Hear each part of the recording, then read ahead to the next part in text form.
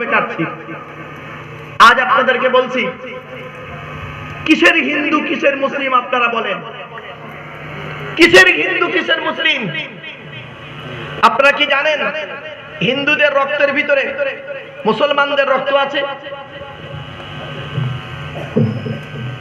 হিন্দুদের রক্তের ভিতরে মুসলমানদের রক্ত আছে, আর মুসলমানদের রক্তের ভিতরে হিন্দুদের রক্ত আছে। প্রমাণটা দেব। আজকে এখানে গতকালকে আপনাদের এখানে ব্লাড ডোনেশন ক্যাম্প হয়নি? হ্যাঁ, আচ্ছা, ব্লাড যখন নেওয়া হয় তখন বলা হয় নাকি এই ও হিন্দু ওর রক্ত আলাদা কর, ও মুসলিম ওর রক্ত আলাদা কর?